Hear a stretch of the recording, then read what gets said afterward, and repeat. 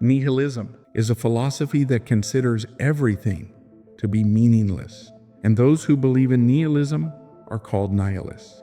Nihilists do not believe in anything, not in knowledge, not in actions, not in destiny, not in rebirth, not in God, and not even in themselves. According to them, every single thing is devoid of meaning. You might be thinking that this sounds like a very foolish philosophy, but you cannot easily buy into their logic. I, too, once believed that my thoughts and perspectives were very strong and resolute. However, things turned out differently. Before I begin, a word of warning.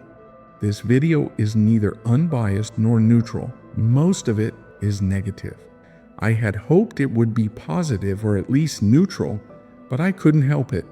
Perhaps after watching this, you might start questioning your comfortable life. So consider this a fair warning. Let's start at the beginning. The word nihilism originates from the Latin word nihil, which means nothing. Nihilism denies the fundamental aspects of our lives in a very harsh way. And because of that, you start questioning your own thoughts. If the foundation of your ideas and beliefs is weak, nihilism can easily tear them down. It asserts that neither ultimate reality, life, nor knowledge has any inherent meaning.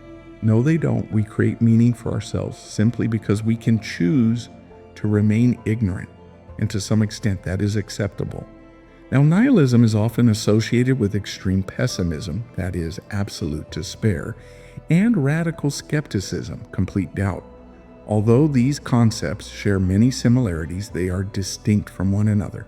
In fact, there are many types of nihilism, but today let's focus on three main kinds.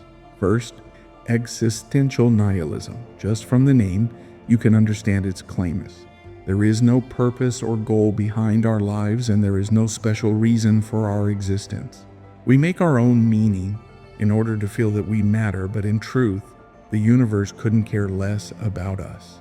David Hume once remarked that to the universe, there is no difference between the life of a human and that of an insect. Our lives are insignificant in the grand scheme of things, no matter how much we inflate our importance or pile on meaning. This world has been turning for eons and will continue to do so, whether you are here or not. The universe doesn't measure distance, length, beginnings, or endings. It's just a collection of hollow evidence that we keep creating and accepting as truth. We constantly search for reasons behind our existence, yet the truth is we refuse to admit our insignificance. We'd rather deny reality and attach reasons to everything, even though the fact remains that there is neither a cause nor any inherent value behind our circumstances. The second type is epistemological nihilism, in which we question knowledge itself. According to this view, true knowledge does not exist, and if any knowledge does exist, it lies beyond human capacity. Consider the discovery of gravity by Newton. I fully acknowledge that Newton made an enormous contribution to physics. Without the discovery of gravity, perhaps we'd be even further behind today. It certainly affects human progress, but does it change the universe? Not at all. Gravity has remained constant for centuries. A few years ago, we began to grasp just how vast the universe is. We can't even fully comprehend its size. So, what do you think? Aren't there forces in the universe far greater and more complex than gravity? This universe was formed billions of years ago, and here we are trying to understand it in just a few decades, and trying to know it. We almost insult the very idea of knowledge itself. For instance, certain records suggest that Hinduism is the oldest religion, established around 3000 BCE, roughly 4,500 years ago, and no other religion even comes close. Moreover, if you consider the estimated time it took to form the universe, say 370 million years, the difference in numbers is staggering. You might wonder why I'm bringing religion into this discussion. I mention it because our understanding of God comes from our religious texts. Whether it is described as Allah, Jesus, or another divine figure, the creation of the universe is mentioned in these scriptures. And who, you might ask, created these scriptures?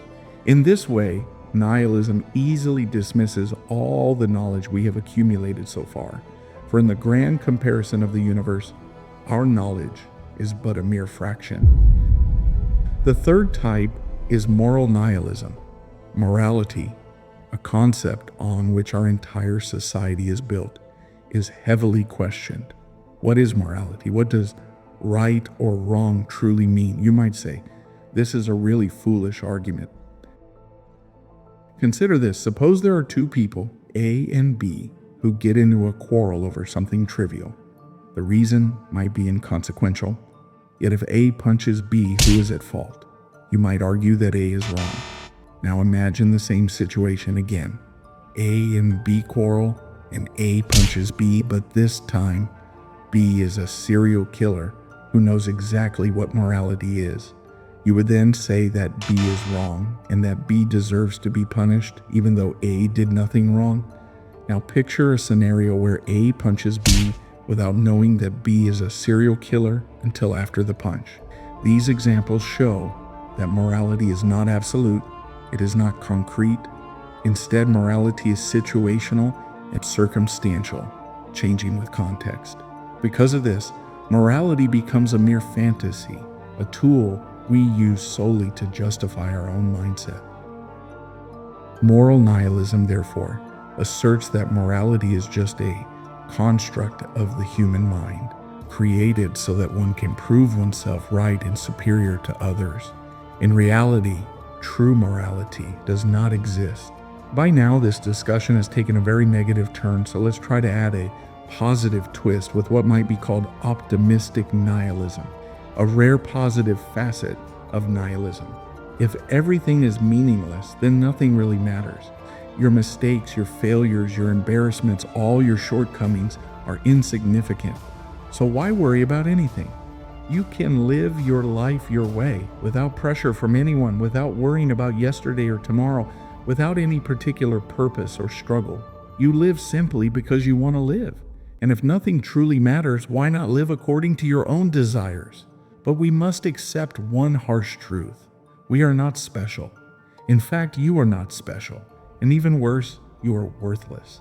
No human being can truly believe that, which is why we so strongly oppose nihilism and regard it as a baseless philosophy. I too admit, or rather I want to believe, that nihilism is a baseless philosophy. But think about it. If nihilism were entirely true, then everything, your actions, your suffering, your pain, your shadows, your expectations, your relationships, your dreams, your life would all be meaningless. Imagine devoting your entire life to something, only to find out that it has no meaning.